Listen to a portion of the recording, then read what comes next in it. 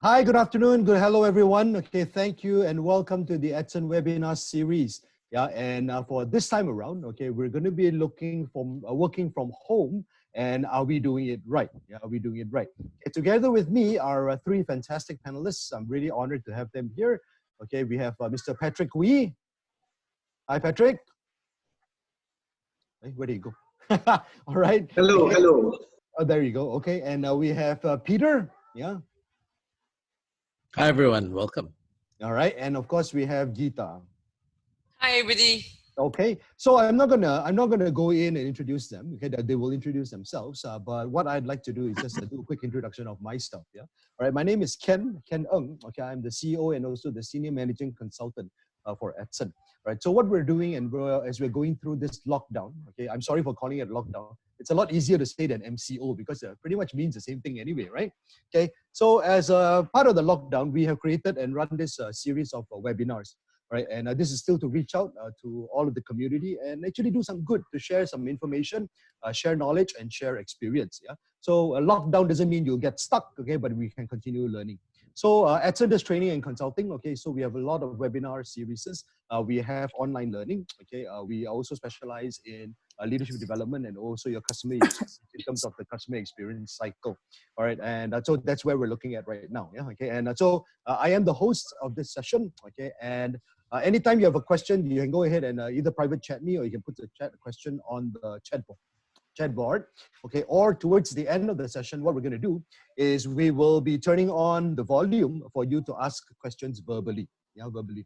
All right. So with that said, jumping into to discuss working from home. Are we doing it right?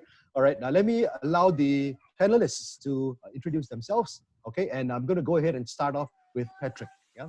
So Patrick, as soon as you're ready, okay, let's go ahead and do a quick introduction. Right. Thank you, Ken. Good afternoon, everyone. Right. I think, first of all, I just want to say I'm very grateful to be invited to be on the panel today. I thought what I'll do is, as Ken suggested, give you a bit of background on about myself. I'm going to share screen here, prepare a couple of slides. I think the whole intention is also, sorry? Go ahead, no problem. Yeah. I think the intention is also to let everyone have an sorry. Go ahead, no problem. Somebody. Yeah, sorry. I think the intention is also to let everyone have a better idea on my past experience and the resources that I'm able to offer to everyone. So as you can see from the picture, I'm a Tai Chi practitioner. Hey. So this topic on working remotely or working from home is very interesting because I've been studying the I Ching, which is also known as a book of change, and studying the art of Tai Chi for many, many years. And there's this thing about the rhythm and the whole idea about timing. When do you go fast, when you go slow? And I'm really excited about sharing more about this later on in our discussion later. Yeah. So just a bit more background about what I do is I started off my career in the Lim Kok Wing Group in the education line, and then I moved on into movie marketing. Some of you may have remembered this trilogy of movies called The Lord of the Rings. So I'm the person behind this, bringing the film from New Line Cinema into Malaysia. And currently I'm actively building Healthland still. Hopefully after the lockdown, we will continue to. In fact, last year we started a new brand called The Future of Wellness, which is a platform, platform where we bring together multiple wellness, I would say, services, solutions, all under one roof, all under one platform. Yeah. So the reason why I'm sharing this is, like I said, just to reiterate that make full use of me as your resource. If you know anyone, a close friend, family, or someone you love that has some wellness or health issues, I'm the best person probably you can come to get some resources or recommendations. Yeah. So that's a quick one from me in terms of introduction. Over to perhaps Peter. Absolutely. Thank you, Patrick. Thank you. Right. So if you can remove your screen share. Sorry, let me just stop share. Yep. There you go. Alrighty. Okay, Peter, over to you, buddy. Hi, everyone. Thank you for your time today and attendance. My name is Peter. I've been in the customer support industry for a while, 18 to 20 years. I have been working full-time remotely for the past 2+ years, almost 3 years now. And currently I run a company which focuses on remote work and remote work solutions. All right, brilliant. Thank you for that. Ladies and gentlemen, if you don't know, I actually requested or asked Peter to join us because he is what I would call, I was telling him, hey, buddy, you're going to be the guinea pig because you've been doing this for the past 2 or 3 years, right? And a lot of us have just only now experiencing work from home, right? And so he's going to be sharing his experience on that. Yeah, right. Thanks, Peter. All right, let's go ahead and go over to our therapist here. Okay, Geeta, anytime you're ready, go ahead. Okay, hi everybody. Again, very honored to be part of the panelists today. So I'm a physiotherapist. I've been a physiotherapist for the past 8 years. And currently I'm a consultant physiotherapist and a partner in smart physio and fitness solutions. And the one approach that we're doing a bit differently is right now we have a rehab center and we also have a gym. And that is because we don't think physio or treatment should stop at just relieving pain. But we also believe in empowering patients by focusing on continuous improvements and long-term maintenance instead of quick fixes. Now, traditionally, we don't work from home. Now, it's been a very weird change for us. But I think it's a good and improving industry where people are now beginning to go into telehealth. So that's something that is new, I guess. So that's all for me. Yep. All right. And so that'll be interesting to hear. How are you going to do physiotherapy via telephone? Yeah. That'll be an interesting one. All right. So, ladies and gentlemen, okay, thank you, panelists. Yeah. So what we're going to do is let me frame the topic here and what are we going to be discussing? What are we talking about? All right. Now, as we are discussing here, as we are talking about the item at hand, which is working from home, right? Feel free to put down the chats or any questions that you may have in chat. All right. So if we look at working from home, a lot of us are just now jumping into working from home. Previously, it was maybe you're not well or you feel like, okay, I've only got a few hours, that I'm going to be in the office, so there's no point going to the office. So I'll just work from home. Yeah. So you have those days where you work from home, but it's never been for a prolonged period. Okay, never been a prolonged period as it has been now. Yeah. Okay. So what has happened is a lot of us are all of a sudden dropped into the deep ocean to swim eventually. All right, dropped into this modality of work, what I call modality of work, where we are working from home. All right, so I don't know about you, but speaking from personal experience, my working from home is actually more intense and more tiring than I would go to the office. So I cannot understand why this is happening. All right, it's just that I'm just at work and I'm at work and I'm at work and I'm at work, I'm at work. I don't know if anybody else is feeling that way. All right, if you are, give me a thumbs up or a clap or something. All right, so I have been going through that, and we felt that a lot of people are going through that also. Okay, and so that's why we broached this topic, to bring these 3 specialists in, this 3 individuals to share from 3 different perspectives. Okay? So the first perspective we're looking at would be Patrick, who will be sharing from a wellness perspective, an overall health perspective. Okay, being the wellness icon that he is, so we're very honored to have him here to share tips, right? And I was asking him, if it's possible, show us some Tai Chi moves online, so we can actually follow him. And I don't know if that's possible or not, or how many would follow. But that's what we're looking at. Okay, and then we're going to have Peter, who's already been doing this for the past 3 years. We're going to talk about his highs, his lows, how he manages himself, right? So you get an individual perspective of someone who's been doing this for a long time. We also want to understand, what were some of the challenges when he first started? Yeah, probably the same challenges that we are going through. Right, and of course we've got our physiotherapist Geeta. All right, and of course Geeta can always help us physically and in terms of how we can get better ourselves in terms of stress and handling pains and aches and things that we get through. All right, that we may be experiencing. During our chat and catch up earlier before this webinar, Geeta was sharing, you'll get wrist pains, elbow pains. All right, and Peter immediately said, I know I'm having this wrist pains and elbow pains. Right. Okay, so I don't intend to develop that. Okay, so I'd like to know what are some of the things that I can do, all right, as I'm working through the day. All right, what are some of the things and some elements that I like? Yeah, I would like to do things in terms to be productive, okay, and yet feel good. Yeah, and make it rewarding. Yeah, at the end of the day, it must be rewarding. All right. As a disclaimer, I am working from home like everybody else. You will hear my 4-year-old who's busy playing with his Duplo in the room. All right. I apologize beforehand. Okay, but I think everybody understands now. Huh? Okay. All right. So we're going to get the ball rolling, and we're going to start off with some questions with the panelists. Yeah. Okay. If you don't mind, we're going to start off with Patrick. Yeah. So Patrick, all right. We're going to ask off, and then you start off, get the ball rolling with this. Okay. So everybody is working from home right now. All right. Everybody's working from home right now. And from a wellness perspective, okay, you're running 40 over branches of wellness centers. Yeah. I'm sure you get a lot of people coming in with symptoms and also aches and pains, which are related to sitting in one place for a long time, or or even all the illnesses that are involved with this, be it mental, be it physical. So what we'd like to know is, what is your view of working from home, and what are the pros, cons? How do you see working from home, right? And what are your thoughts on it? Yeah, Patrick, go ahead.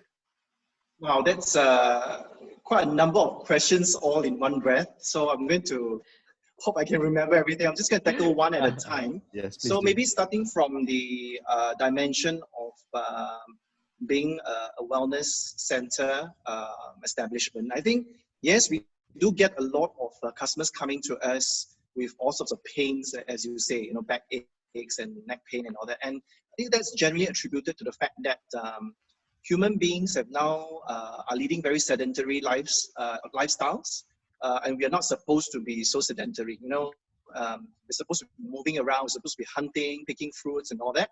But people are spending many hours seated. I'm sure Gita will agree with me, which is why it leads to a lot of all these problems. Yeah.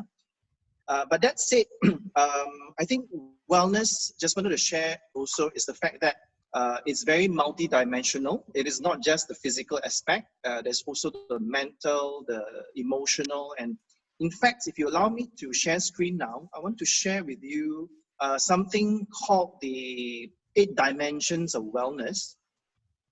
I think you all can see my screen, right? No, not yet. Okay, yeah, here we go. But there's a lot of images. Okay, it's loading. There we go.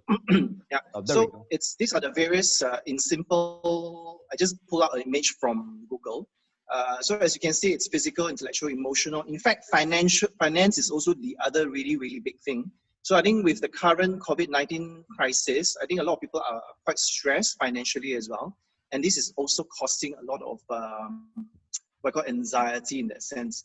But coming back to what we were talking about in terms of the challenges working remotely, I think the key thing right now is what I call a sense of uncertainty. Because right now people are like, even my daughter, she was quite stressed in the first couple of days. She's like, wait, what's going to happen to my classes? And there's a lot of feeling of I don't have this, I don't have that. There's a lot of uncertainty. So I think what people need now is to find some form of stability, some form of a backbone, and find certain certainty. And that means finding a way to put in somewhat of a schedule, finding a new rhythm, which I can elaborate a little bit more. Yeah. But essentially, the stress is coming from this feeling of uncertainty. And when you are uncertain, obviously the mind will be like very stressed. Yeah. Unlike if you're going to school or you're going to the office, there's a certain rhythm and certain thing that you can expect. You can anticipate almost every day. Yeah. So that's just from the psychological perspective. No, absolutely. Thank you for that, Patrick. But you say it's really because of the rhythm, right? And if you look at the rhythm, we've been doing this for close to almost, I would say, about, it feels like it's been a month. I feel like I've been in a rhythm, but the rhythm is so intense, man. How do you get that balance? How do you see that wheel of wellness? All right, and particular areas to pay attention to.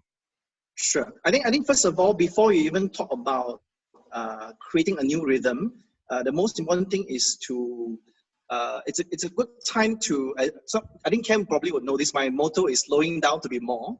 Yeah. And this is a perfect time to actually slow down and reflect and think about who we are. Because what can be certain is the fact that you're certain about what you're meant to be or what you're really passionate about. Hello, there's Junior Ng, right?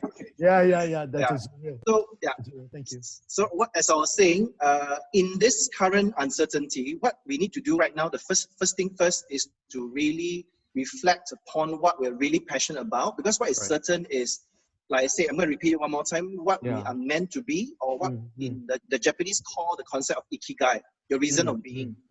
So once you are clear about what you are meant to be and what you are, who you are, then it's not easier to create a schedule. So for example, like essentially, this has to do a little bit with also personality and profiling. In fact, actually, sorry, I have a chart to better illustrate this. Hang on. Let me see. Ladies and gentlemen, welcome to the Wellness Training by Patrick Wee. No.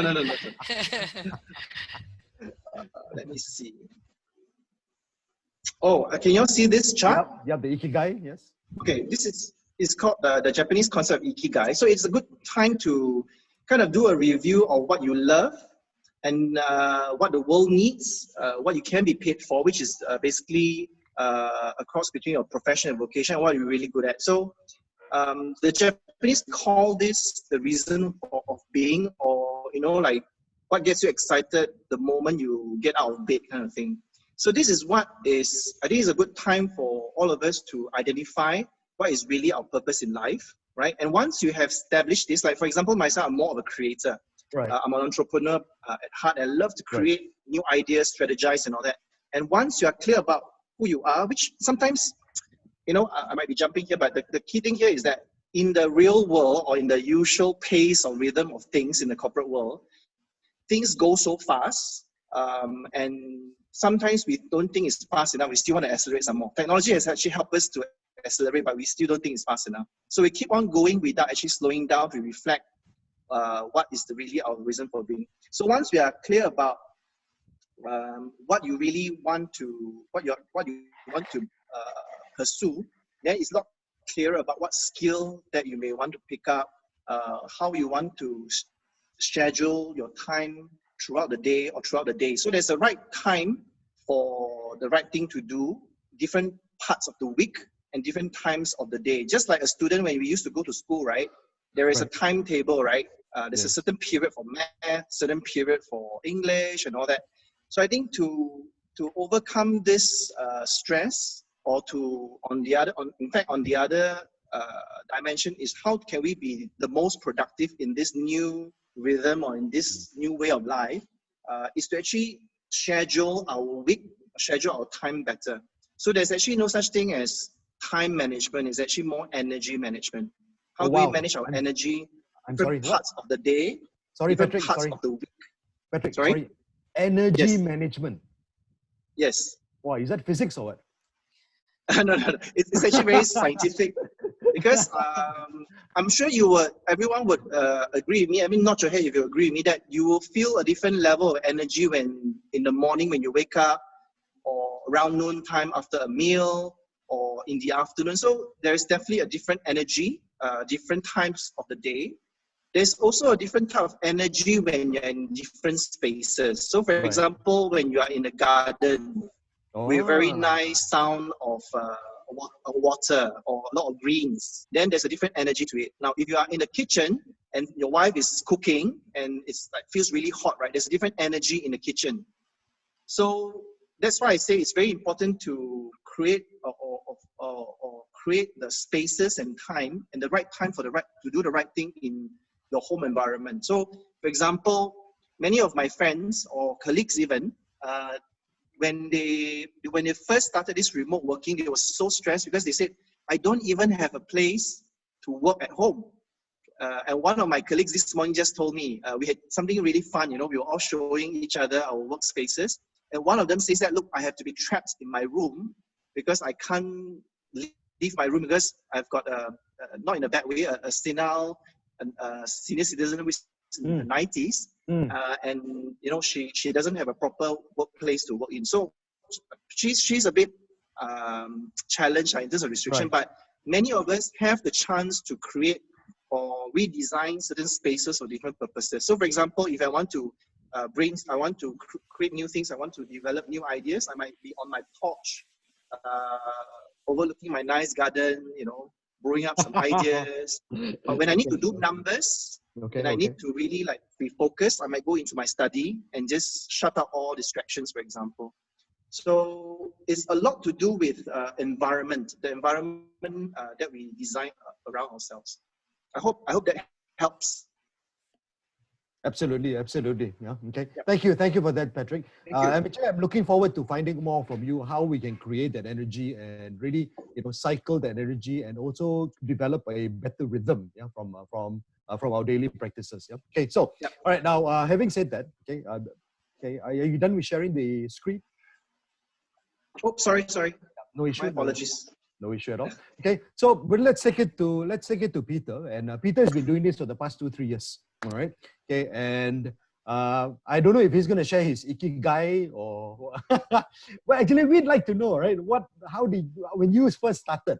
Okay, 2-3 years ago, I can tell you right now, working from home. I think the concept was just started, and everybody was just saying, okay, it's a possibility. Maybe people are doing it, right? And you dived into it and you started doing it. So share with us, what was it like beginning, right? And the challenges you've gone through, your journey to where you are now, right? So yeah, go ahead, take it away, Peter. Sure.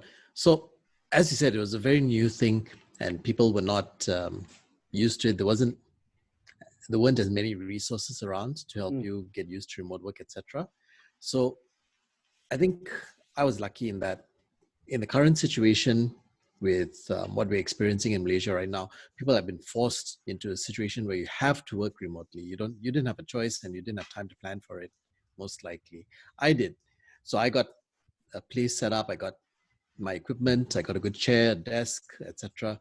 And in terms of wrist pain, etc., it's true. I've got a very nice wrist pad here as well to make sure that my wrist is well rested, good support. And I think those are key things to build as you go into your remote work and as it extends or as you transition to remote roles, which I think will become more prevalent as time goes on. The part which was very tough was, as you said, Ken, you tend to be much more focused when you're doing the work. And if there's no other distractions around, you can actually focus. And that's one of the major benefits. I found myself to be much more productive, much more focused, and be able to churn out things at unimaginable speeds sometimes.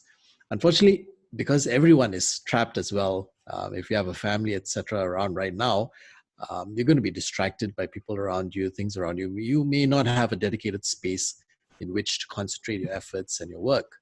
And so you then need to, as Patrick was saying, find the right time and the right place. Find a nook, a corner, which allows you seclusion of mind. That's what I've done. I found a corner which works for me, right? And no matter what happens around me, I'm concentrating on my work. It doesn't distract me until I have time to let it distract me. But with remote work, yes, I do sit a lot more. I don't walk around as much. I don't get as much exercise as I used to. That's the horrible part of it. I have to admit, I get bogged down. I do work and I don't get up as much. And so, you do get the back pains, the neck pains, the wrist aches. I had a very bad wrist ache. I had to use a wrist brace for a while in order to get, and I still use it once in a while. I recognize that. Yeah, that's your bowling one, isn't it? No, it looks like a bowling one. It's not. Okay, but I'm looking at your corner. I've spoken to you many times on the web chat, right? And I see your corner there, but there's no greenery. So you are going against that balance that Patrick is talking about. Where's the greenery, bro? The greenery is right outside, actually. I look up, I see buildings. I don't see greenery. I look outside the apartment window. I can see the outside. At least that gives me a good view and a different perspective. So very often during meetings, when I'm thinking or I'm being creative or trying to think of ideas, I look away from the screen. I look at other things around me. I've got 2 Rubik's cubes on my desk that I use to stimulate creativity. I've got my Lego as well. Wait, hang on. 2 Rubik's cubes. Yes. Are you trying to show off and telling us that you can do 2 at the same time? I can't solve all of it because I don't want to learn the algorithms by heart. Right. So I try to figure it out. So I can solve 2 levels of the 3 3x3, and the 2x2 I can almost get it. I just can't quite finish it. Okay, next webinar. Next webinar. How to solve Rubik's Cube while you're Thanks, Peter. I think it's a great setup in terms of pains and aches, and you mentioned back ache, you mentioned wrist ache, arm ache. right? I'm sure there are a lot of other aches in other places, right? Okay, Oh, so yes. I think that takes us directly to Geeta, right? And Geeta can share with us on some of the things, and how does she view working from home, right? And what's it look like, being a physiotherapist today? Yeah, go ahead, Geeta. Okay, so I mean, working from home for physiotherapists right now in Malaysia, it's almost non-existent, I think. Right. So what I've been doing actually working from home is I've just been in touch with a lot of my patients still, like how are they coping? Because I've got patients seeing me for like, 3 times a week, when now they have no treatment for like a month. So that is a lot, for a lot of patients. So checking in on them, seeing how they're coping, and learning how to advise them through video, which is actually pretty good. It's been pretty beneficial, because I can show them the exercises. I can see when they're doing it wrong. It's exactly the same. It's just that there isn't any like personal touch, which is okay still. They can still do the exercises. So I think that's been the most of the working from home. Okay, I'm sorry for interrupting, Geeta. Sure. You mean to tell me they set up a camera and they do the exercise and you view the exercise Yes. and then you provide the comments? Yes. Wow, that's incredibly difficult. Yeah, but also because I think also because I have a rapport with these patients, so they're kind of also, they know what I'm talking about. If I tell them, okay, your hand is too high up, and so they kind of know it, because it is similar to what I'm doing normally when I see them. I'm giving them a lot of cues, a lot of instructions, because with physiotherapy we are empowering them to do these exercises at home. So even if I'm seeing them in my center, I want to help them. I'm going to adjust them with my hands, but I'm also going to step back and tell them, okay, you do it on your own, and let Right. me see if that's correct. So it's actually been beneficial. So and it's also been very good for feedback. So they've been telling me like, oh, okay, you know what, I did this way, but it's wrong. Then I feel a pain here. So Right. it's a lot of learning that way. But so that's one of the benefits of it. But also I think in terms of them being home, and also because they are also working normally, but now that they're home, it gives them a lot of responsibility on what they can control, because you're forced to be at home. So now and these are people that normally are complaining about, oh, I can't not wear my heels to work Right. today, even though I have an ankle injury, because I have a meeting with this boss or this VIP, right? Sure. But now you're able to rest, you're able to heal, and you're able to also know like what you need, because you're at home. You can really Sure. control it. You can control your height of your chair, where you want to sit down and do work, and that's what I want to know. Sorry for interrupting. yeah, sure. Right. So if I am, we'll move to the next part, which is the question of setting up, where you work and how you work.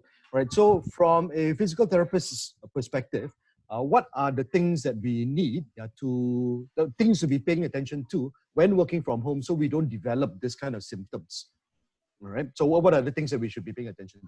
Yeah. So very simply, I think it's ergonomic chair. So those can cost a lot, definitely. And a lot of people are not prepared for it, because you think, I'm going to work at home for once a week, maybe, if not, right? But if you can get it secondhand or whatever, it is an amazing thing to invest in. It really is, and it really is something that even employers should provide their employees. If you want to look at reduced healthcare insurances, it's really, really good, because most of our injuries come from sitting down, prolonged position. So that's one, a good chair. And then your desk. So you need to make sure your desk is something that you don't have to go forward. Your arms should rest nicely on either your hand rest or on your desk, and your hands shouldn't be elevated. It should be the same level. And Okay. your computer screen should be eye level.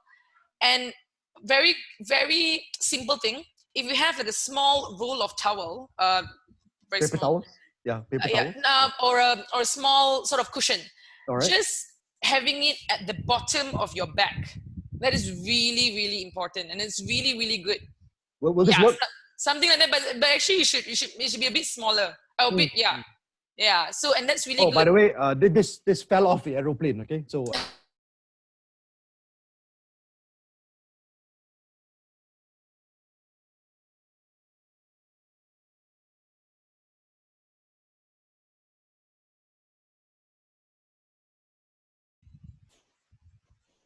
Hi, folks. Sorry, I got disconnected. Yeah, is everybody back in? Yes. Okay. All right, I'm back. Okay, I'm glad I got back in. All right. Sorry. Yeah. Okay. All right. Sorry about that. Okay. So you shared about how the chair needs to be ergonomic. Yeah. The position of the table and our line of sight. Okay. Our hands should not be elevated. Right. There should be a little round pillow, like a miniature bolster, if you may, right, behind your back. All right. And so that provides that arch support. Is that right? Yes, definitely. Yeah. Okay. Okay. All right. Anything else we need to be paying attention to? So just a few more tips. Another thing is, and these are things that you don't only can do working from home, but even in your office or whatever. Prolonged positions are not good. Like our bodies don't like sitting in one position, whether you're healthy or injured or whatever. So if you're sitting down for a long period of time and you're working, and you need to set a small timer on your phone every 1 hour, and it doesn't have to be a walk away from your desk. It can just be you standing up, stretching up your arms, doing whatever you want to do, sitting down. That would be great for posture. Okay. Thank you for that. Yeah. Okay. No worries. All right. So Gita, you said shake your arms around. Right now, I don't know any shake your arm around means. Maybe we can come back to that and share with us. What are some of the things we can do. All right. Okay. Now, so in terms of the setup of the place, yeah. Okay. What I'd like to do is let's get Patrick's view on that. Okay. And is Patrick here? Yeah. Okay. Good. All right. So Patrick, are you here? Yes. Okay. So Patrick, in terms of a setup of a workplace, so what do you think is the best setup from your perspective to get ready for working from home? Okay, but first of all, I just want to add on something to what Gita talked about, the importance of keep on making sure that we move. So I just want to add on that technology is amazing nowadays. There's a lot of tools that can help us remind ourselves, apart from setting a timer. If you just allow me to share something, I just pull it out again from the internet. So this is from the Google. There are a lot of apps nowadays that actually reminds you. For example, there's one that's called Stand Up. There's one that says Move More, Break Time, and all this. So actually set timer like every 30 minutes, making sure nudging you to move or just walk around before you sit back again. Because human beings, like what Peter says, right? Sometimes we're so engrossed in our work, we can spend hours sitting down in the same position and not even realizing it. Yeah, so this is something that will be quite useful to everyone. Yeah. Now let me just stop share first. So what was the question again? Sorry, Ken. So I think the key thing here is it's not so much. I think every one of us is unique and different. So I think it's about creating the space or identifying a space that fits your nature. Of course, it also Patrick, do you mind? Sorry, Patrick. Do you mind? Patrick, sorry. Do you mind removing your share? Oh yes. Okay, hang on. Okay, thank you. Let's see how I can do that. Oops. Yeah, on the top, the red button, just stop sharing. There. Okay. Stop sharing. Yeah. Okay, cool. Go. Yes. All right. Okay. All right. So I was just saying that it's about there's no standard SOP or plug and play kits because it really depends on your nature. So someone who is very, for example, disciplined, or what we call sometimes in the DISC language, in the terms is very high C. My wife is very high C. She cannot work with distractions. She needs to be in a room where there's no music and no one kacau her, So if you're that kind of personality and your nature is as such, then you need to find a place that's very quiet and everything's very organized and planned out properly. But if you're like me, because I'm more of a creative nature, I'm a creator, I like to move around all the time. I can work while I cook. I can have a Zoom call while I'm walking the dogs. Like this morning I was having my circle time with my team, and I was actually also getting my son to mop the floor and clean the porch all at the same time. Sorry. Circle time. Yes. Can you share that? Yeah. Well, what is this circle time? Actually that's good that you asked that, because talking about a schedule, it's important to create a schedule that will build a certain rhythm for us every day. So like me and my team, we actually have a 9 a.m. circle time, which is like a touch base. where we connect and we update each other. And also, I think the other good thing is also to get everyone's energy up, to share celebrations, gratitude, and also share our priorities of the day. So it helps everyone set the right tone and energy in that sense. So that's one of the ways to create a schedule as well for yourselves. But coming back to your question, I think the key thing is just to, again, reiterate, there is really no one standard SOP. Is really creating or identifying a space that really fits your nature, number one. Secondly, you may actually create different spaces or the better term is identify different spaces in your house for different things that you wish to do. So like, for example, again, if I want to do some idea generation, I will spend more time outdoors in the garden, and I feel more relaxed with that. But if I really need to focus So for you, it's not about, depending on what you need to do. So for you, it's not about just one place, the ideal place. It really depends on how you function, what you need to do, then you will move to that space. Yes. And the other thing you could do is, the other thing very interesting to create a flow or to heighten your productivity is also to identify different days of the week for different things or different, because it may not be your nature to do like more like clear bills and do all the paperwork stuff. But you know what? You just tell yourself, Monday is a day I'm going to do all this stuff that I hate to do, right? So you identify Monday, I'm going to put myself in this room, in this study, for example. You creative so types. Tuesday is when so on Tuesday, I spend my time in my music room, for example. Wednesday, I spend my time in the garden because I'm going to do a lot of idea creation. Thursday, I'm just going to be Thursday, half of the day, I'm just going to be doing a lot of phone calls and Zoom calls. I'm going to be in my living room. So I think this is it can be quite fun, and it can also be a journey or self-discovery to find what sort of rhythm or what sort of schedule will help you increase or maximize your productivity using the different spaces, again, the right time at the right place in your home. Because in fact, this is a very, very ideal scenario. You're no longer trapped in your cubicle or in your office. Now you have actually a lot of flexibility to make use of the spaces that you have at home to optimize your potential, so to speak. Right. Good? I appreciate that. Thank you, Patrick. Now, you make it sound like I really want to go and work in your house. All right, you make it sound like I really want to go and work in your house. Can walk into the garden, I have your music room, all right, you have your living room, you have your office, but unfortunately, some of us live in condo, right? If we walk out, we fall off the balcony already. So, if we are confined in smaller spaces, what would you suggest? Do you how do we create that separation? How do you create that flow, in a sense, to change our focus? Any ideas from you, Patrick? Sure. I think there's still ways to be creative. I mean, most apartments nowadays are still on average about 1,000 square feet, or some of us luckier ones may be bigger. So even with 1,000 square feet, there's still different pockets of spaces you can use. Like some of my colleagues, they really enjoy working at a dining table for some reason. And when they need to be creative, maybe they prop themselves up on a lazy chair on the balcony. I think there's still ways. Some people, end up doing some work in a bedroom as well. Like my daughter loves doing all her work in a bedroom, which is not exactly the best. But yeah, I mean, you can allocate some time and schedule some time in different places. I think it's still possible to be creative. Doesn't mean that you need to have a landed property to do this. Yeah. Absolutely. Thank you, Patrick. All right. Okay. Peter, what about setting up a place, man? What are you talking about, in terms of setting up your location? All right. There was a question earlier for Peter, which is, we talked about the equipment and the computer. He talked about things like that. So in our previous webinar, Peter had actually shared what were some of the best equipment for Zoom calling, for webinars. All right. So let's talk about that, Peter. What is your setup like?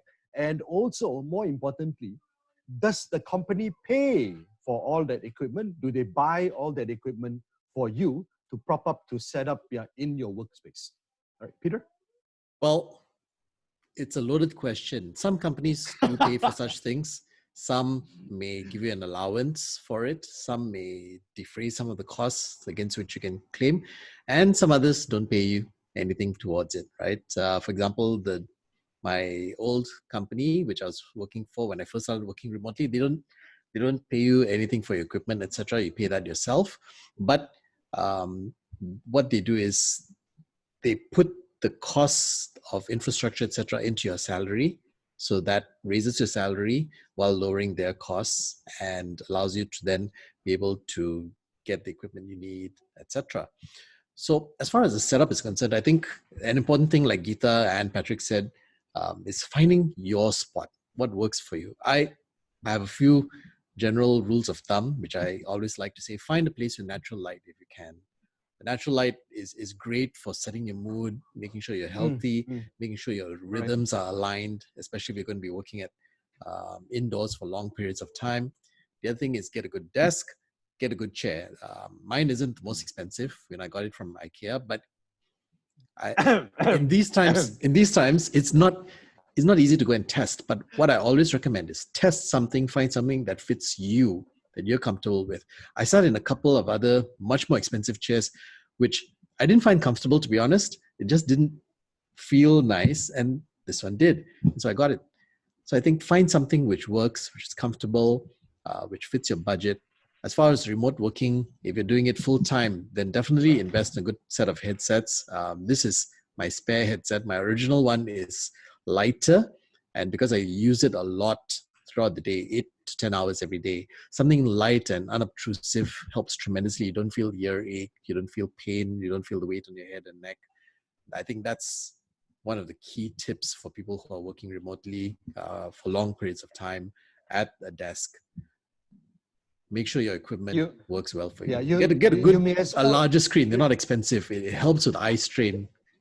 You may as well go ahead and tell them the model. Okay, you know the question is going to come. Yeah, what model is your favorite model? Well, you know? Right. I use the Logitech H800 for my headset because it's got active noise cancelling for the mic, and it's light. Got it, and it's foldable. It's compact. So when I travel, I just fold it and I bring it along. I can't charge it anymore. The charging port broke, and I can't fix the thing back anymore. It's very sad. So, and wait. And the IKEA chair, which model of the IKEA chair? I don't know the model. Is this back in the day? I sat in a few. Yep, I sat in a few, and it fit well. All right. Okay. This is back in the day when you got a discount for IKEA chairs, right? Yeah, no, it's not. It's long after. I thought got plugged on. Okay. All right. Thank you. Thanks for that, Peter. No thanks for that. All right. Now, so Geeta, okay, let's move to the next part. Okay. Now, so we've talked about setting up. We talked about getting things ready. All right. Now, in terms of a rhythm, Patrick mentioned that we really should have a schedule. All right. And you had chimed in on there are a lot of smart watches that also provide you with this movement reminders that they have. All right. Now, in terms of planning a schedule from a physical perspective, how long should we sit? How long can we sit? What kind of exercises do we do? Do we just set up? Do the wiggle? And maybe now you can show us that arm shake thing, that you were talking about earlier. All right, Geeta, go ahead. All right. So, recommended if you sitting down, you should take a break, and that could be any break, but change your posture every hour. Because about every hour, what will happen is, and we're sitting down. So these are a few things that will happen.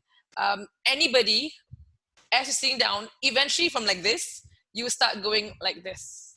And this is very common. Everybody does this, So, and once your body, depending on how healthy you are or how fit you are, once your body knows it, eventually you will do this. Because your body knows it's not very comfortable. So as a rule of thumb, in every hour or so, if you could go and grab a glass of water or stand up, and I think a very good stretch would be, so people always say okay, how do I know I'm sitting right?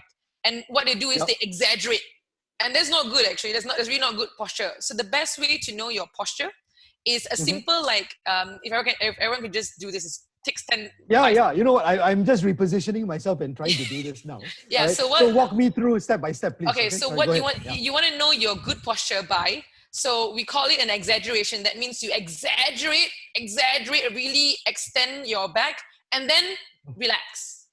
And this is your normal good posture. You Not don't have. comfortable, huh? So It's not see. comfortable, huh? Okay, so why we're not comfortable now? So like Peter was saying, he tried some chairs and not comfortable. So that could be a good thing and a bad thing, because let's say you've already adapted to a certain posture and your muscles are a bit shorter or tighter.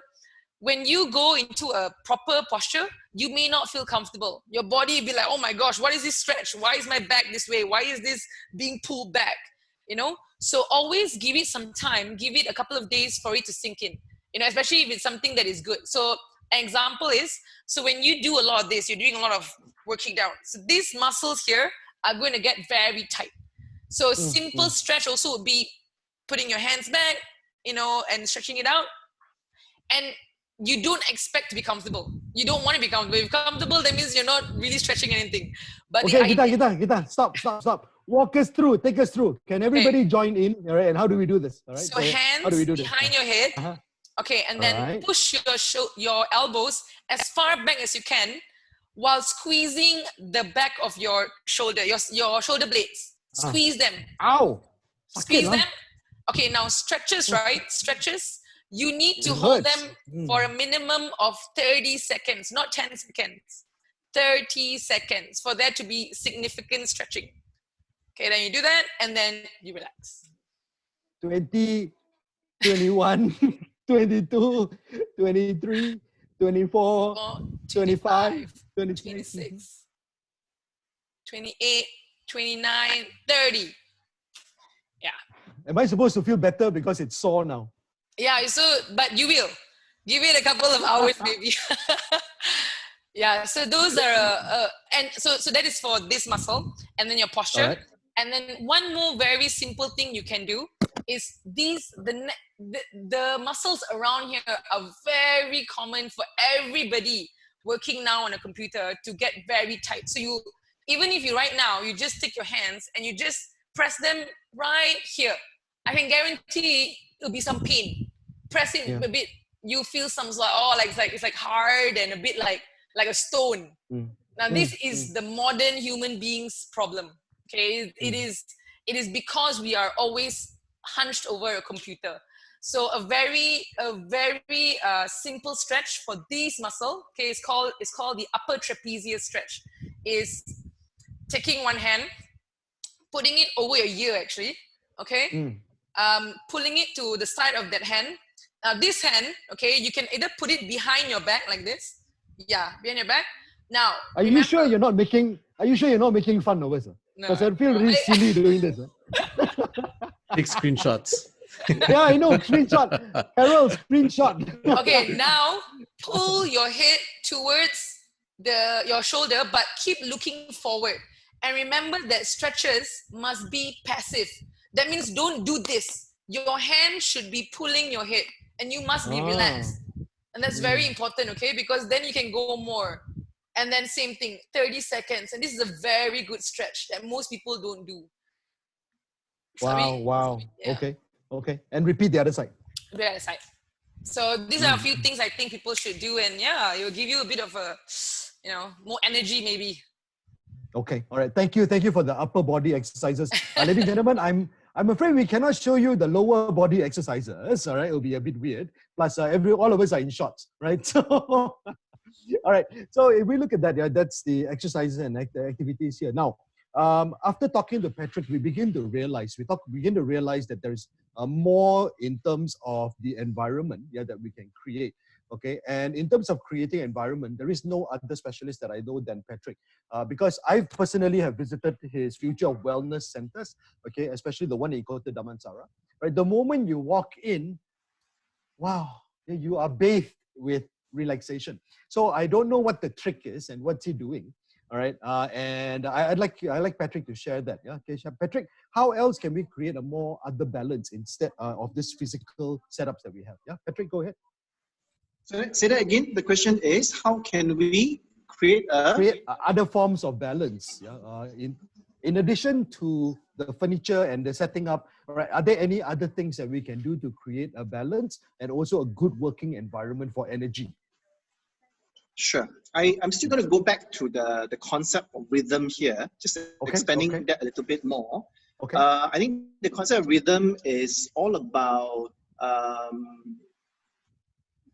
I'm going to just say in Chinese first. I'm trying to find the English translation, right? So in Chinese, I use the term 该慢就慢，该快就快, meaning there is a time to go slow and there's a time to go fast, right? So I think throughout the day, it's all about practicing mindfulness, so that we are mindfulness means we are observing and we are able to share, again, going back to the word schedule. If you notice, I use a lot of these terms, scheduling, rhythm, and all that, to know when is the time for us to be able to slow down. So I'm going to use the metaphor of a car or a vehicle as well. So it's very natural for a vehicle or even a business or even a person to break down, because if you are constantly at a very high gear, right? The car can't keep on going at fifth gear all the time for hours and hours and hours, right? You need to downshift sometimes, okay? So the whole idea about balance is knowing when to slow down and when to go fast, and you need to schedule this throughout the day. So for example, my day starts with typically a quick mindfulness practice. When I wake up, I don't immediately jump out of bed. I would spend some time in a way to, in a form of meditation as well, to be mindful, just observing what's around me, the temperature of the room, how am I feeling before I get up. So that's a short moment of mindfulness practice, and kind of also planting the seed, setting a dominant thought, what I want to achieve for the day, right? So that's also a form of mindfulness practice. And then what I do is I would then slightly later, around 8:30, I would take the dogs out for a walk. I know it's MCO and all that, but then there's hardly anyone around in my Daman walking around at that time. So that's what everybody says. Social distancing. Yeah. That's what everybody says. Everybody do it, then die lah. No. I don't see anyone. I make sure I stay away meters away from if I do meet up and meet anyone. So, and then it's important to get out of the sun. The sun is a great source of energy, scientifically as well, because your body is actually able to produce calcium, and also vitamin D is very, very important for us. So 8:30 to 9:30 a.m. is the best time to be doing something that slows you down. So again, this is the best time for you to create a rhythm, because no longer do you have an excuse about being stuck in a jam for an hour in the morning, right? So you actually can create this rhythm for yourself, and the best way to start the morning is doing something like that. It's a mindfulness practice. Go out for a walk in the sun, or like for myself, I do Tai Chi, and I'll do some quick yoga stretches as well.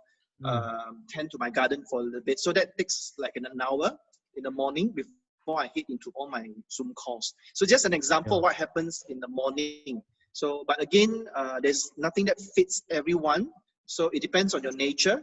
So you can design it. And some people are not really that, like myself, I'm a very, very morning person. Some of us may be night owls. So then your schedule and your rhythm and your flow might be different as well. But the whole idea is to make sure that throughout the day,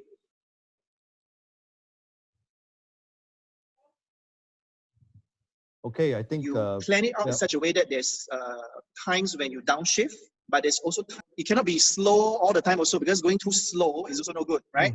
So businesses or people tend to fail if you either go too fast or you go too slow. So again, if there's one key takeaway that I wanted to share with the group today, is really the importance of finding that right balance, the right rhythm, the right tempo, so you don't burn out, nor are you too lethargic. Yeah. So that's adding on to the whole concept about rhythm.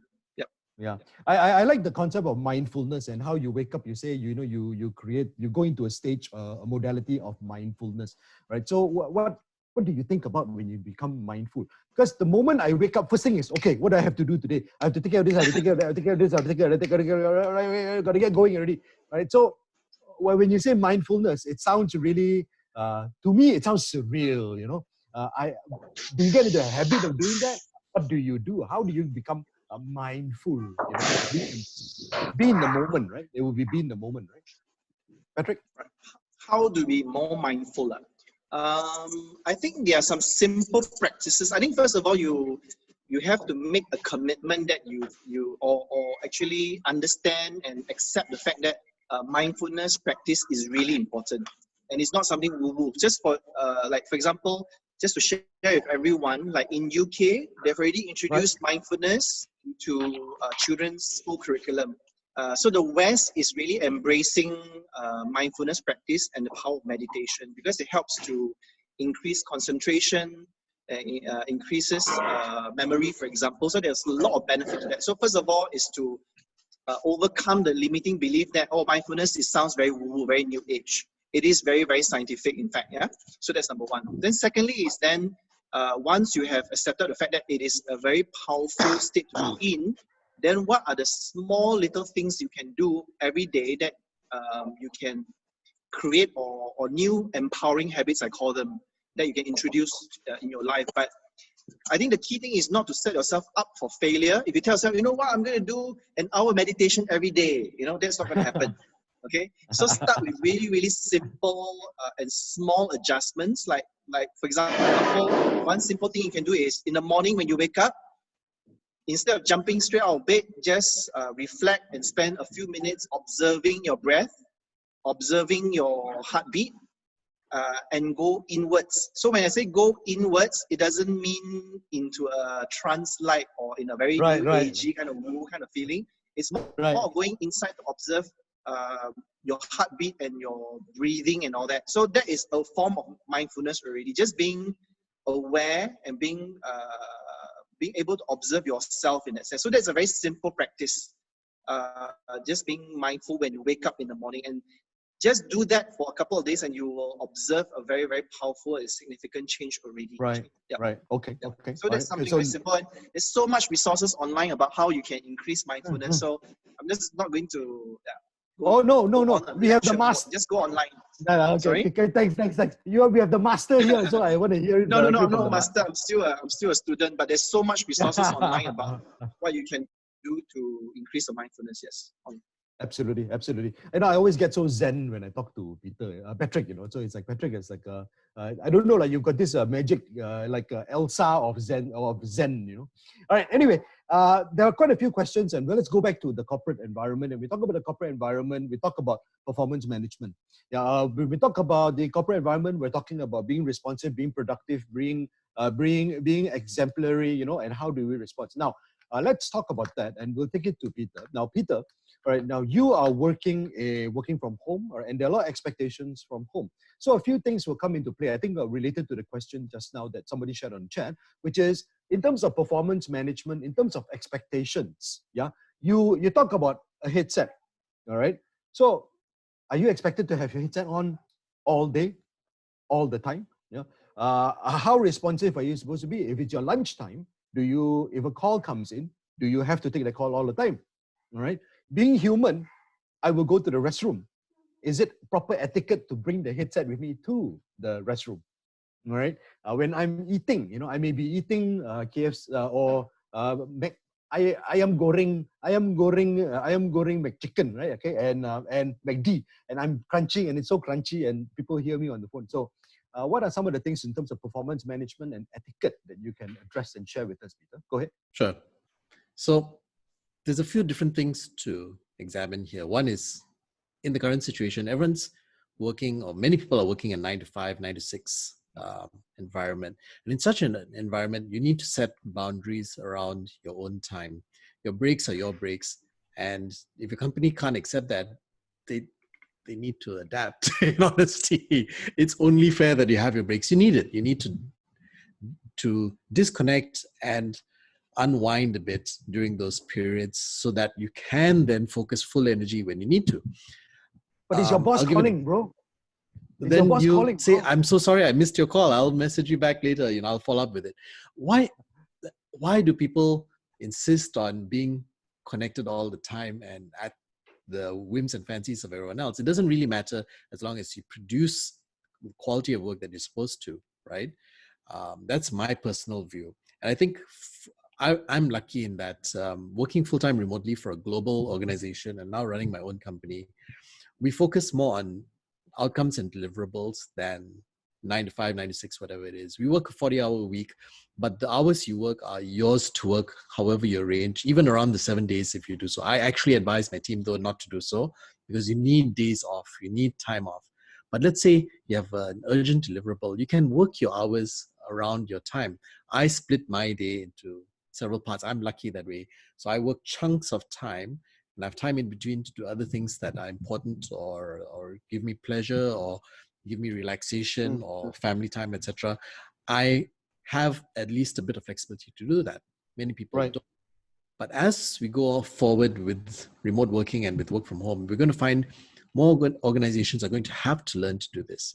Now, I saw there's a couple of questions around how do companies know what the people are doing? How do they performance manage this, etc. And I know a lot of managers. Sure. Peter, sorry for interrupting. If you don't mind me just interrupting 1 second. Now, you mentioned that you work chunks, all right? Yes. So do you have fixed hours of chunks, or is it really based on the workload and priority of what needs to be done? All right. My issue is everything's important all the time. It is. Right. My day is one chunk. It's not broken into different chunks, but it's just one big chunk, right? Okay. So how do you separate that and identify those chunks? Sure. So I think one of the key things is to set a schedule and stick to it. I think it's very important to build a rhythm, as Patrick said, and a rhythm which suits you. Some people do better in the morning, have a bit more energy. Some people a bit later in the afternoon, some people a bit later at night. And you'll find even during those periods, you have peaks and troughs where you have more energy or less energy and where you're more creative, less creative, etc. Find what works for you and set the types of work that you do in those chunks. Concentrate on one thing at a time and then go to the next and the next. You try to do everything at once, you're going to find that you're working longer hours and doing less effective work. So I do split my day up into chunks, but these chunks are timed and planned. I know from this time to this time I am going to be working, and generally I know the type of work I'm going to be doing at different points of the day. And I set aside the time for that because that's how I've arranged my time. But even for those who are stuck with 9 to 6, etc., and synchronous work where you must be in contact with people and at the same time, you can still split your work types into chunks and give yourself short 5-10 minute breaks in between. That's really important. I do that even with my work to make sure that I have time to refresh, unwind, just stand up, stretch a bit, grab some water, etc. It's important to keep movement in your daily workflow so that you can concentrate again when you need to. So that's how I do it. Now, going back to the performance management bit, I think many companies now are working synchronously where everyone's working at the same time, and they're used to having people in the office and seeing them and being able to talk to them and say, oh, okay, this guy is working, he's at his desk. But the truth is, you don't really know that, right? And I think companies are going to move away from that to a more asynchronous structure, similar to what I have right now, where you rely on data to tell you what's happening and how to coach to improvement, right? Serious Support, we actually took the effort to create our own tool and methodology to enable reporting metrics, and also for yourself as a worker to know what you're doing and what you're doing well, what you're not doing so well, what times of work suit you actually, because you can tell from how focused you are and how intense your work is, whether you're doing work well at that point or not, and what styles suit you, what type of activities are you getting distracted by different things. And so that's the future of work. It's just like an athlete, where you measure many biometric pieces of data to determine peak performance and activity levels and rest and recuperation. With work, that's the future. You're going to need to be able to get a lot of data and information around it, and the tools to support that. And I think that's where the beauty of technology is, because there are such tools and bits of information around there that you can download for yourself for free. There's quite a few around as well. But what I say is key is have a structure, build a schedule around what works.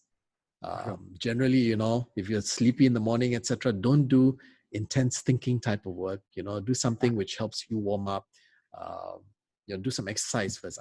I used to, I should start again. Exercise in the morning first thing. Every day I used to exercise first thing in the morning, 15 minutes, 30 minutes, some intense work, take a quick shower, and I'm fresher.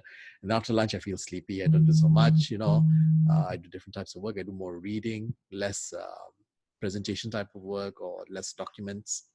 So schedule your time, be regular about it, and make sure that you have a good rhythm, a good structure, and you allow yourself time to disconnect as well. Brilliant. Thank you. Thank you for that, Peter. All right. Now, actually talking about management, performance management, and working remotely, we have an expert with us who's not on the panel right now, but he's logged in. His name is Mr. Thomas Ng, right? And he's dialing in from Australia. All right. And we'd like to hear from what he has to say, and also perhaps share a little bit about, about performance management and remote work as a whole. All right. So Thomas, if you don't mind, if you can just jump on very quickly. Okay, and what I'm going to do is you can go ahead and unmute yourself, yeah, and I'll give you the video. All right, Thomas, are you there? Thomas, are you there? Okay, all right, I don't see him, yeah, I don't see him, okay. There we go. All right, Thomas, is that you?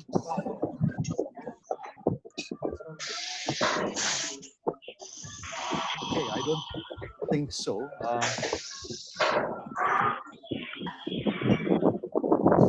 Carol, I think you unmuted all. Don't unmute all. Don't unmute all. Like just one individual.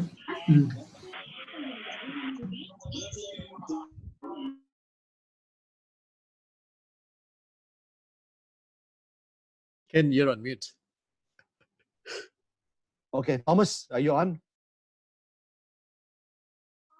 Thomas, can you hear us? No? Okay, all right, never mind. Gita, let's move to that. Yeah, okay, now you had a question here, a long question, right? And actually specifically to Mr. Tay's question. Mr. Tay says he's got a pain on his neck. This is the part where, I'm sure all your friends and everybody you meet will come to you and say, hey, Gita, why here my muscle? So I think we have a scenario here. Okay, panelists, if you don't mind, Gita is going to do some consultation with Mr. Tay. Mr. Tay, are you there? Mr. Tay? Where's Mr. Tay? He also gone. Wow, so many people drop out. Sorry, I'm back. Sorry, is this Thomas? Yeah. It just dropped out. Okay, hi there, Thomas. Yeah, is your video on? Yes, our video is on. All right, okay, so we can spotlight you. That would be great. Hi there, Thomas. All right, ladies and gentlemen, Thomas is a remote employment specialist. Yeah, I think I'll let you introduce yourself. And we'd like your thoughts on remote management. All right, how do you manage a remote team in terms of performance management, and also for a work from home individual? All right, what kind of metrics are we looking at to measure my performance, for you to know that I am performing and I'm being productive? Yeah, go ahead, Thomas. Introduction first. Okay, so well, I have a company. We are already 12 years old. We have about 100 people working for us, scattered across more than 10 countries. We have no physical office anywhere. Everybody works from home. And our customers are mostly governments and multinational companies. Yeah, so listening to everything that was going on, it was quite amusing because a lot of things that are said, if I may just make a comment here. It sounds like, the whole group here working in Google or something like that, where they have a fantastic office or they have a corner office with a good view, and, they can tell their boss, this chair is not nice enough. I want a better chair. I want an ergonomically designed chair. Most of us, I'm sorry, but, I think a large percentage of us work in a cubicle, right? Yeah. And so I don't know why we're talking about all these things, right? So I think working from home, I think it's a matter of mindset, right? I mean, every time there's change, people kind of get a bit kind of worried. But in a lot of ways, it is a very positive kind of a change. Because apart from everything else, your home is designed for yourself. You feel most comfortable in your home. So working in your home must obviously be better than working in the office. And if your home is very, very small, then I can imagine your cubicle is even smaller in your office, right? So, and then nobody has brought up the issue about commuting, right? I mean, honestly speaking, when I go back to KL and have a meeting at 9 o'clock or 10 o'clock in the morning, I tell myself, if ever I have to go and work back in the office, I'll probably kill myself, you're stuck in traffic all the time, And this is, most of my colleagues will say that, too. Can't imagine going back to work in an office environment. So And a lot of things that Geeta says, true. I mean, Patrick, true, because I try to do 80 push-ups a day. I break it up in four lots of 20 push-ups.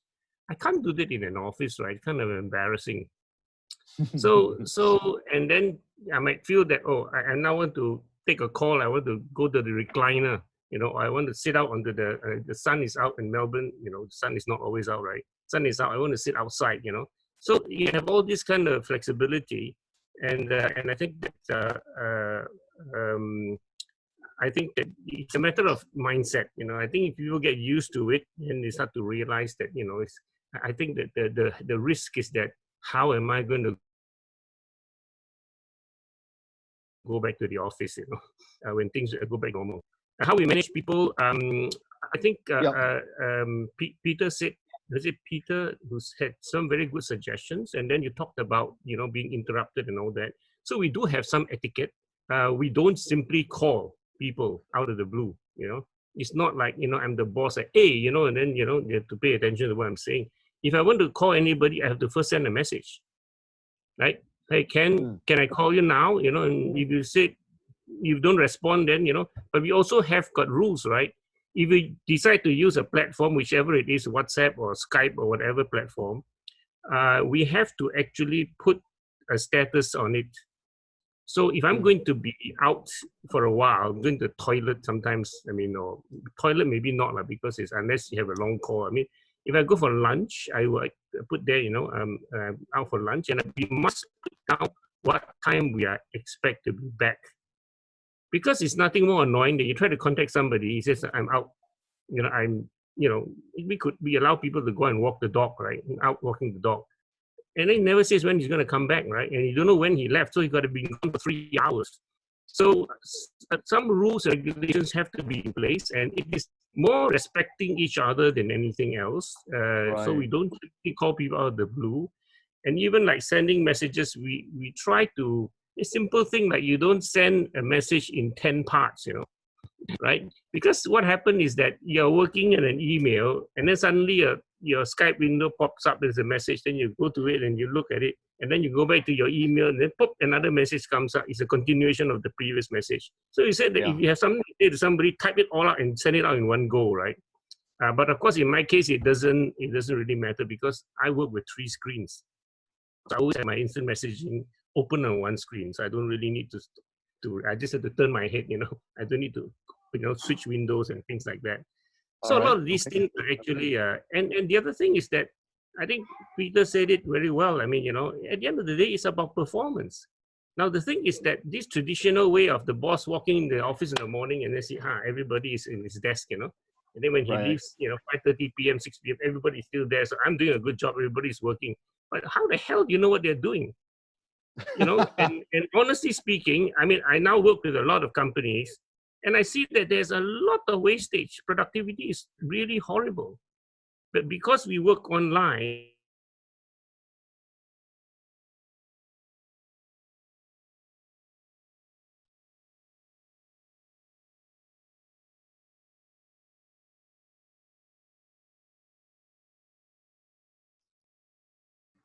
One of the downsides of working online, unfortunately.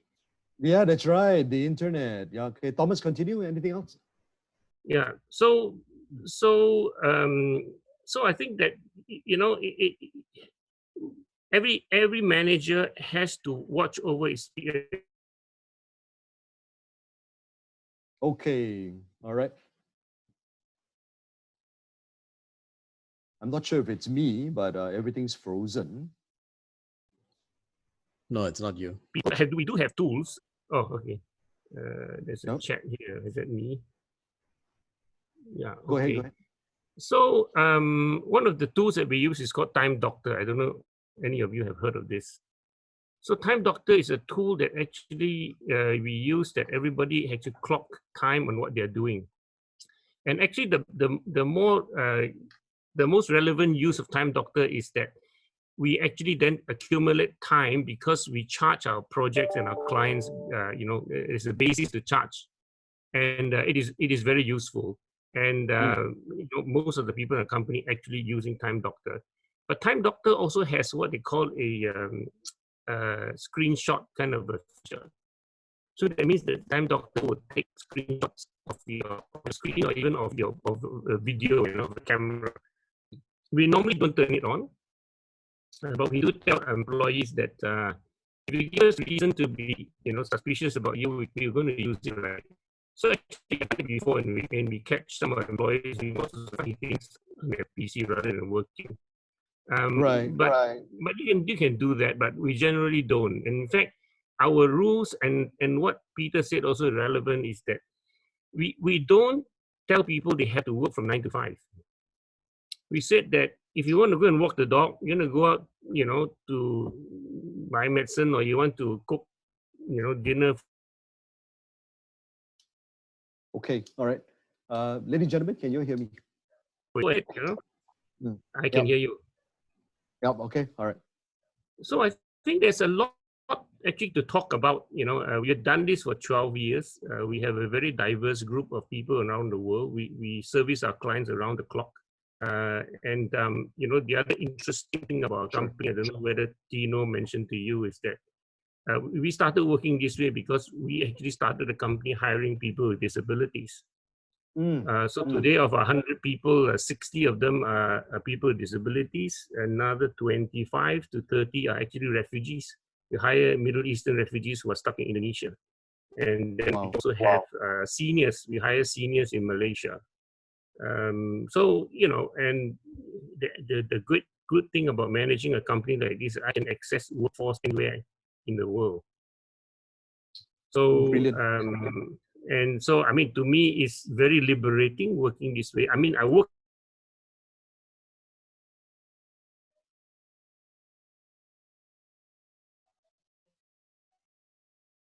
Okay, ladies and gentlemen. All right, ladies and gentlemen. Okay, I think we kind of lost Thomas. I was an expert for 15 years. Thomas, yeah, we lost you again. I can hear you. Oh, okay, all right. Yeah. Okay, go ahead and wrap up. Anything else you want to add? Well, I mean, I'm happy.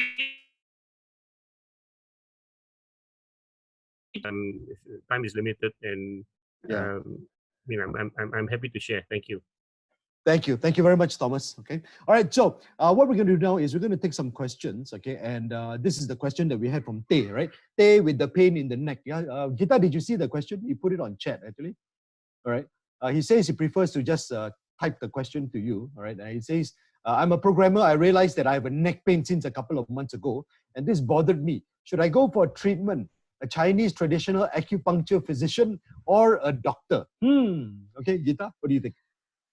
Okay, so Tay, right? Yeah, I read his question. So I think actually, first it'd be good to realize some things about the pain. Like if it's going on for a couple of months, have you done anything about it? Have you put ice on it and see whether it goes away?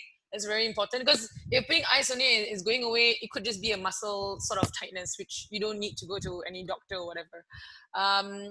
And then it'd be also good to find out what is aggravating it. If it's a certain posture, a certain movement that's aggravating it, that's one. But these are things that normally any doctor or physiotherapist or anybody would ask you, because that's how they're going to diagnose what's wrong with it. So you always want to differentiate between a nerve, a muscle, and a bone or a joint. That's the severity of cases. So if it's nerve, you're going to be feeling it from, let's say, your head all the way down to your fingertips, and you feel sort of like a shooting pain. And knowing pain is very important. That's also very important for anybody to know, like, what kind of pain are you feeling? That's one. So if it's nerve, then you might want to see a doctor, just because nerve is normally related from your spine. If it's muscle, so muscle works differently. So if you put ice on it, you stretch it out a bit, stretch the neck out a bit, it will go away, but it'll come back. If it goes away and comes back, normally it's muscular. If it's joint, then it's going to be constant. You're going to feel like just like a nagging sort of pain, and it's very localized. It's just on your neck. So depending on them, if it's muscle, I think you can do it at home. If it feels more like a nerve or a joint, then I would suggest probably seeing a doctor or a physiotherapist. I think acupuncturists, it's good, but I think they're very good as like an adjunct, like, you know, a complementary treatment with something else. Like you see acupuncturist, see a doctor, get some medication, see a physiotherapist. You know, a holistic approach to it. Wow, that's a very expensive recommendation. You gotta meet all three people. Okay, all right. Thank you for that, Gita. Okay, any other verbal questions? Does anybody have a question? If you have a question, just put your hand up. All right, we will unmute you and you can ask the question. All right, anyone? Anyone?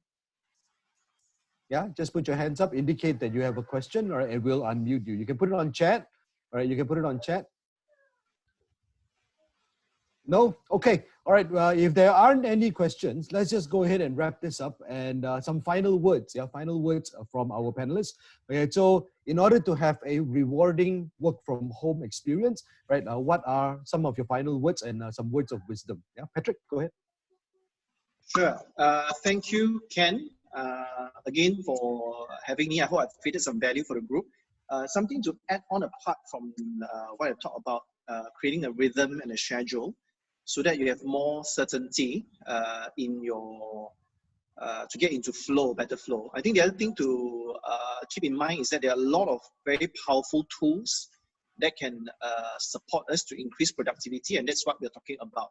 So the tools could be, for example, just now about in terms of reminding us to move, but there are also a lot of tools related to increasing collaborative work. For example, I'm not sure if some of you are familiar with the Slack, for example, which is a great tool. My team uses it where it allows us to archive, organize different topics and different work. I use Trello. Sorry, what's the name of that app again? Slack. I'm just going to type it here. Slack. Okay. Yeah, I think I have it. Yes, S-L-E-C-K. Yeah. Yep. So Slack is a great one, and I also use Trello. Trello allows you to have to basically pin up different boards with different lists of to-do, so to speak.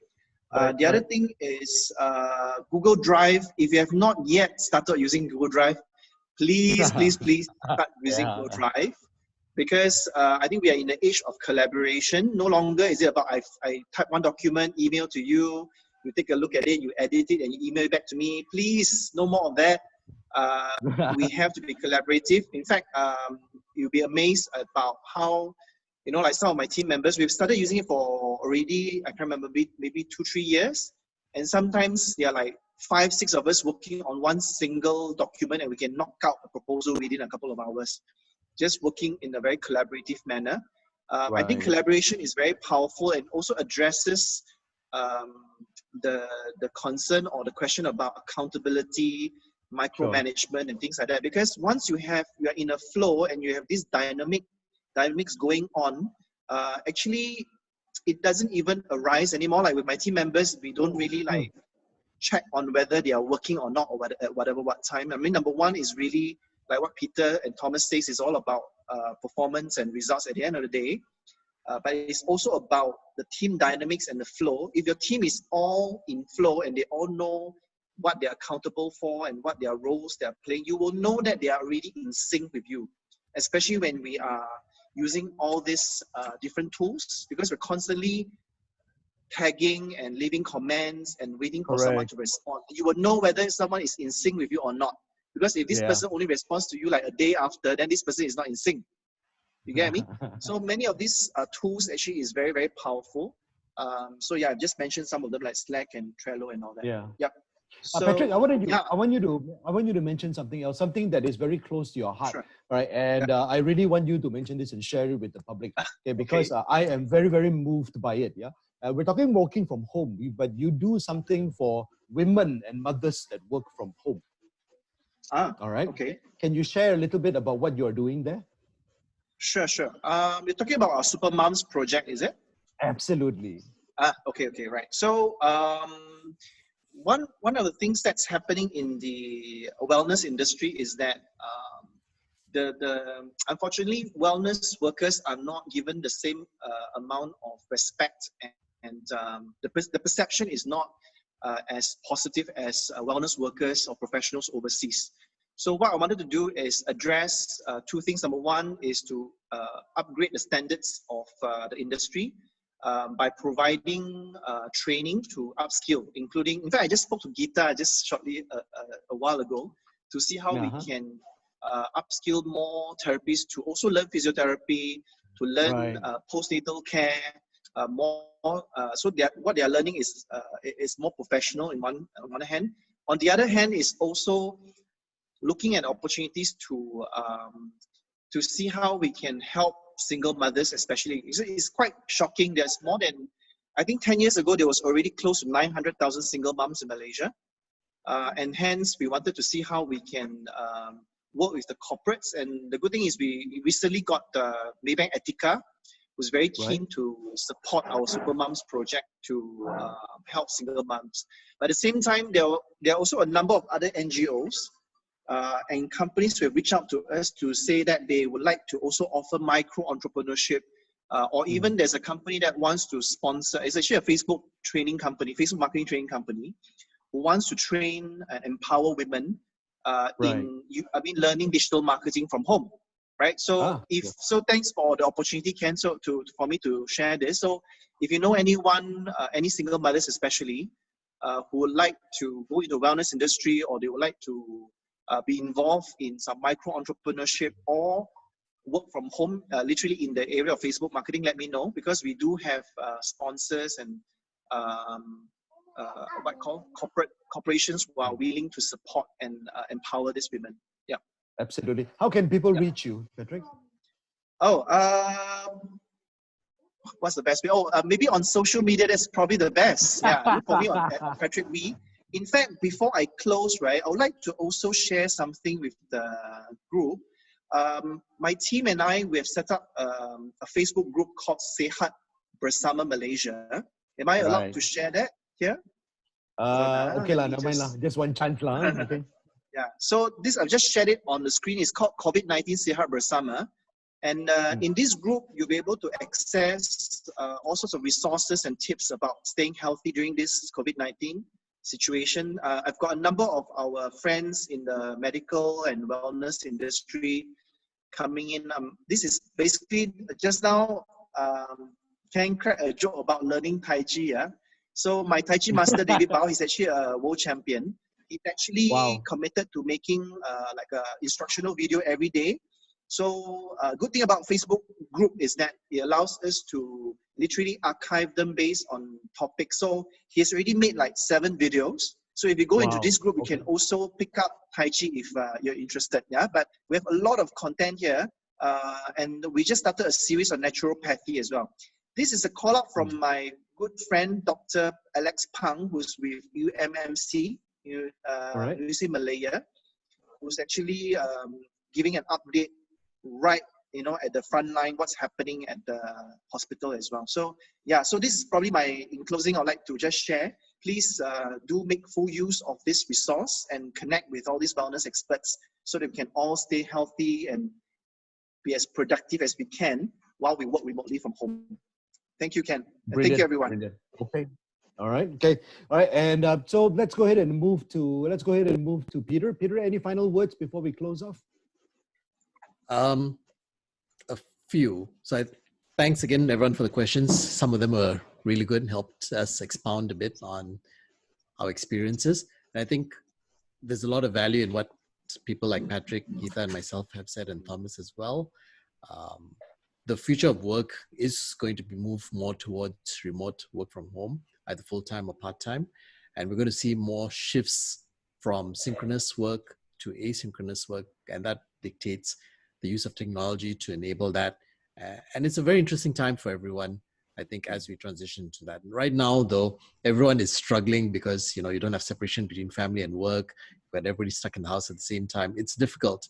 But hang in there, use technology, use a good structure, have open and good dialogues with your family about times that you need to be concentrating and you need silence, or times when you're free, for example, to do other stuff. Right. So make sure that communication is very clear and very open. And that way you can help work through these times when everybody is cooped up together and hopefully make it work for you. Yeah, I also have I always play with these kinds of things. I also have these finger exercise things and all that to keep stretching while I do work. I've got Yeah, this as well. So, you know, have things around which help stimulate motion, movement, even with your fingers. I always move my toes, my feet, my fingers, my hands, you know, so I'm not just sitting still all the time.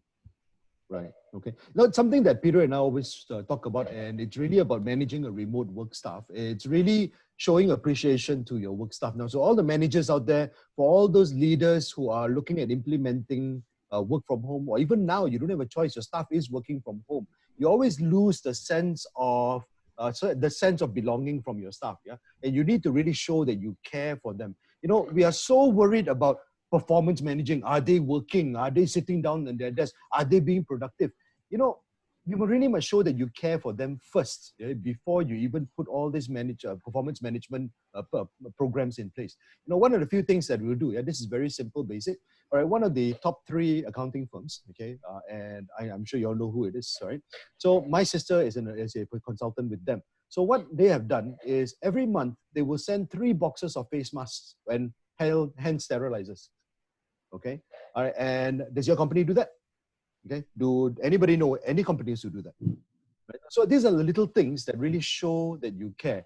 Yeah. There are some banks that we're working with that we put together packages where we are putting together, you know, packs of little face masks, little hand sterilizers, little massage things, you know, things to make people, you know, help people work better at home, right? To show that you care, to reach out to them. Right. So for all the managers out there, please don't think performance only. You must show that you care. You must show you're connected with your staff, right, before you do that. Yeah, contact me. We'll talk about more of these things, and we can look at these campaigns that we're running. Okay. So let's move to Gita. Gita, final words. Ken, before we Yes, move across, just one quick go ahead. thing as well to add, which is, you know, to add to what Thomas and Patrick have said, remote work is also another great opportunity for us to connect with and utilize parts of the workforce we never would have normally, and which are disenfranchised or underserved. For example, single moms, full-time stay-at-home parents, people with disabled children or parents where they need to be home to take care of them, retirees, Right. etc. We've got a few people. My partner Craig, for example, in Washington, has an employee who's quite seriously disabled, but because of this, he's able to earn a good living. We pay him fairly well, and we accommodate his needs. So he needs about a couple of hours off at lunch to attend physiotherapy, etc., because he needs it. And we arrange the schedule around him. It's not a big ask for him to do that. And in return, we get a marvelously trained, skilled, knowledgeable worker. It's a win-win for everyone. So I think that's the other thing that, you know, push your companies and organizations to look at, helping get more people from society into the workforce who could contribute very positively. A lot of them have a great amount of knowledge and skill, and it's a great time for remote work to help enable those people. Absolutely, absolutely. I think that's brilliant. That's a brilliant advice. Yeah, and to deploy that, right? I mean, like Thomas was saying, that most of the people they hire are you know, I don't want to use the word disabled, yeah, but they're not able to be moving around, right? And they are refugees that help them. So I think it's a great opportunity to do that for all of us who are starting to work from home. Your job is at risk now, because if you're not unable to meet those performance standards. All right, there are a lot of people ready to take over your job. Okay, so Gita, final words, please. Your mute is on. Oh, you're on mute. Yep. Gita, you're on mute. Okay, sorry. Okay, that's right. Okay, so thank you for this opportunity, and yeah, some questions were really good. They even made me think about some of the things I was doing. I think I'd just like to end with saying, maybe just commenting a little bit. So I think it's really, going back to a little bit to what Thomas said, you know, like our homes are normally where we are most comfortable, which is generally true, but I think it's also very important to maybe know that some of us, because we don't, depending on our living conditions, there may be people who do not use the home as most of us might look at the home. Like if you're working from home for 12 years, yes, your home is going to be something that you have built and you're very comfortable in. For most people who are renting, refugees who are working wherever they're working from, right? So I think little things like what maybe Patrick has mentioned, like chairs and tables, I think it would be a very good adjustment to that lifestyle. And because even now, when we are not working from home, or we are working from home, we still get people coming in, mostly with injuries from work, and we don't do much of manual work these days. The people that come into us are people who are working in front of computers. So there's Right. something that is missing there. And yeah, I think there's a very good space to expand. Yes, find a space that's comfortable, build that. And yeah, it's and like, so if you're somebody who's doing 80 push-ups a day, that is great, please continue doing that. But yeah, but generally, in 2016, about that, the statistics was 1 in 4 Malaysians is sedentary. And this is a huge problem. And whether it's working from home or working from the office, this isn't going to change. Like, yes, mindset must change, but the concept of movement is very important. Like, people are talking about standing and working, and even in offices. So maybe that, put your laptop somewhere, stand for a while, sit for a while. And yeah, so I think these are really, but I completely am. It's amazing how Thomas and Peter and was saying that you're empowering a lot of people who aren't able to commute to places normally, and then it gives you opportunities to go for physiotherapy, which is so Right. important. And and it also improves their productivity. And I think those are really amazing things to be done. So yeah, thank you, everybody. Okay. Brilliant, brilliant. All right, now let me just wrap things up. Okay, so thank you all the panelists. Thank you, Patrick. Okay, thank you, Peter. Thank you, Geeta, and also thank you, Thomas, for chiming in from Melbourne. Okay, and I think Karen kind of encapsulated everything very well here. Karen, thank you, Karen. Not official co-host, but thanks for helping out. All right, she said, thank you for the tips. From Ikigai to energy management to creating the space and schedule, the setting up of how you work. Right, working in chunks. Not my style of big chunk, but breaking into small chunks. All right, the balance, the working etiquette, working from home etiquette. All right, and something that Karen added was, as a manager, as colleagues, be aware of parents who have to prepare meals. I'm beginning to realize how difficult it is to plan for 3 meals a day. All right, and to cook for the 3 meals also, it's a nightmare. All right, so be aware of that and have the etiquette. Yeah, okay. The ergonomics of how you sit. Okay, the movements that's required. Okay, the apps that we can use. Let me just run through the apps. The movement reminder apps. Yeah, we talked about the time doctor. We talk about Slack. We talk about Trello. Right, so all of these things will help us move to where we are today. So the future of work is working from home. Right, final word for management teams and also your companies. If you're going to be moving work to home, a lot of the organizations I know during this lockdown, during this MCO, have started moving their office equipment to the staff's house. Get this, yeah? They're moving office equipment to the staff's house. We talk about chairs. The office chairs are actually shipped through the staff's houses. All right, using Bungkus8 or Lazada, whatever services there are online that can actually ship things. Yeah, so you can use that. Right, computers are being sent there, laptops are being sent there. In fact, our team, we sent computers to their houses and everybody take their computers home, right, to do what's required. Right? There's nothing worse than not being equipped to do what we need to do. Okay, and last but not least, we really need to, like what Tino said in the chat, we really need to empower our staff and trust our staff to be able to do what they need to do. As a staff working from home, final word is discipline. You need to really have discipline to do what you need to do. Take what all the panelists have advised us, right, and have given the tips here, and make use of it. Yeah, make use of it. All right, and you will truly have a rewarding work from home experience. Okay, and with that said, all right, I'd like to thank everybody for joining us on this Edson webinar on working from home. Are we doing it right? Yeah, or doing it right? All right, with that said, thank you very much. Enjoy your stay at home, right? And expect the MCO to be extended. Jang, jang, jang. All right. Thank you, everybody. Okay. And for anybody who wants to hang around, we're going to have a little chat, a casual chat with the panelists after this session. All right. So we're going to close it off now officially, stop the recording, and then